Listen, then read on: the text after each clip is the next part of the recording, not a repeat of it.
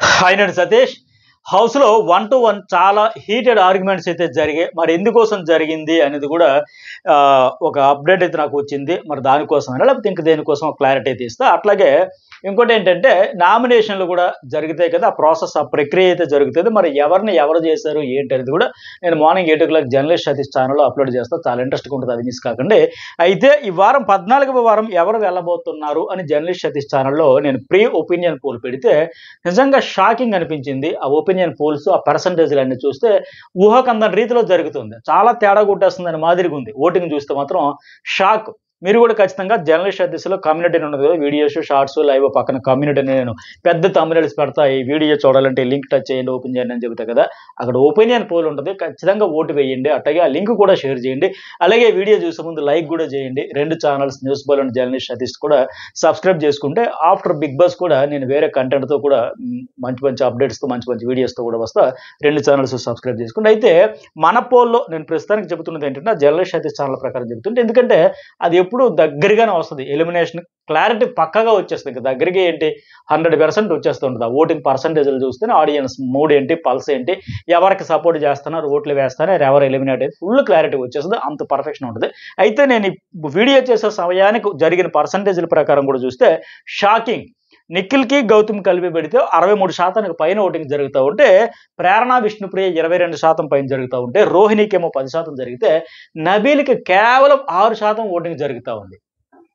అంటే ఈ వారం ఎలిమినేషన్ విషయంలో ఖచ్చితంగా ట్విస్ట్ ఉండబోతోంది, అర్థమవుతుంది. కొంపదీసి ఎలిమినేట్ అయిపోతాడేమో అని కూడా అనిపిస్తుంది. నిజంగా ఇది లిమిట్లెస్ ట్విస్ట్స్ టర్న్స్ అన్నారు కానీ మరి ఈ రేంజ్ అనుకోలే. విన్నర్ మెటీరియల్ అనుకున్న ఆయన ఎలిమినేట్ అయిపోతాడమని దిశగా ఈయన వచ్చేయడం ఏంటి? ఆల్రెడీ ఎలిమినేట్ అయిపోయాడు ఆడియన్స్ ఓట్ల పరంగా ఇద్దరు చెప్పారు, గౌతమ్ కృష్ణ అండ్ ఏం పేరు అయినా అవినాష్. వాళ్ళిద్దరేమో ఒకరేమో టికెట్ టు ఫైనల్ గెలుచుకుని ఫస్ట్ ఫైనలిస్ట్ అయిపోవడం, ఇంకొక ఆయనేమో ఇప్పుడు టాప్ 2లో ఉండే పరిస్థితి వచ్చింది గౌతమ్ కృష్ణ. ఇతడేమో ఎట్లా వచ్చింది విన్నర్ విన్నర్ విన్నర్ అనుకో దశలో సౌండ్ గట్టిగా వచ్చింది, రీసౌండ్ కూడా మామూలుగా రాలే అక్కడ హౌస్లో వచ్చిందని ఆడియన్స్లో. అట్లాంటిది వారం ఉంటాడా వెళ్ళిపోతాడంటే ఏమో ఏదైనా జరగచ్చు. మొత్తానికి ఎలిమినేట్ తీసుకుపోతున్నాడు, తేడా కొట్టేసేలాగే ఉంది. అయితే గత వారం కూడా చూసుకుంటే 8 మంది నామినేషన్లోకి వస్తే వాళ్ళిద్దరూ నిఖిల్ గౌతమ్ పై పొజిషన్లో ఉంటే 3వ ప్లేస్లో ఉన్నాడు, పేరుకి 3వ పొజిషన్. కానీ మిగతా 5గురితో కూడా పోల్చుకుంటే పర్సంటేజ్ పరంగా చూస్తే 1% తోడే. ఫస్ట్లో ఒక 2-3 ఉండేది, అలా తగ్గిపోయి వీకెండ్ వచ్చేసరికి 1% డిఫరెన్స్ ఉంది.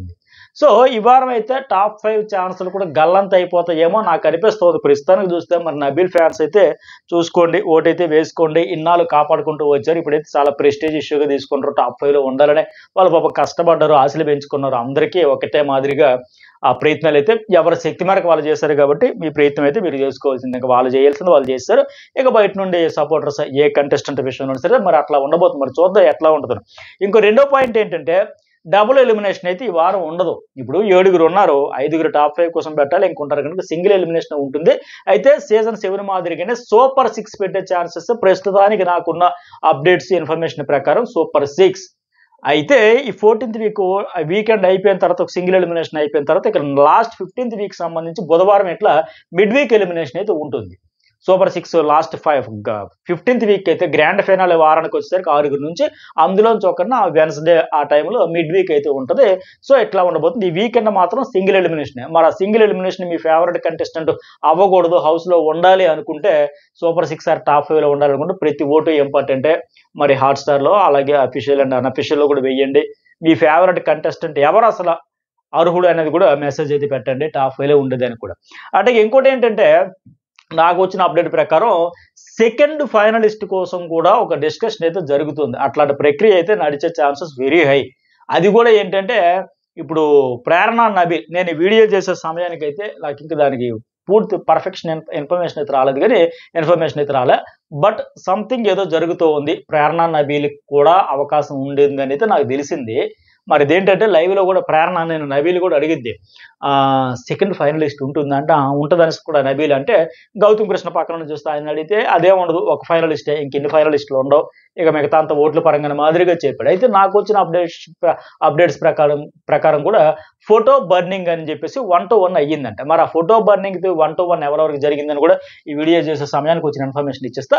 మరి ఇది నామినేషన్ల కోసమా, లేకపోతే ఇందాక నేను చెప్పినట్టుగా ఈ సెకండ్ ఫైనలిస్ట్ కోసమా అనేది మెసేజ్ వచ్చింది, కానీ అస్పష్టత, క్లారిటీ లేదు. మరి నాకే క్లారిటీ రాకుండా స్పష్టంగా లేని మెసేజ్ అయితే వచ్చింది.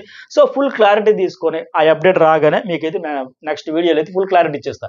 ఈ ఫోటో బర్నింగ్ చేసి నామినేషన్లకా, లేకపోతే సెకండ్ ఫైనలిస్ట్ కోసమా, లేకపోతే ఓటీపీల కోసమా, ఇన్ని రకాల ట్విస్టులు అయితే ఉన్నాయి. అందుకే నేను క్లారిటీ లేకుండా చెప్పి మీకు నాకు కన్ఫ్యూజన్, మీకెందుకు కన్ఫ్యూజ్ చేయడం. ఫుల్ క్లారిటీ రాగానే మెసేజ్ వచ్చేస్తుంది, కాసేపట్లో రాగానే మీకు అయితే క్లారిటీ ఇచ్చేస్తా.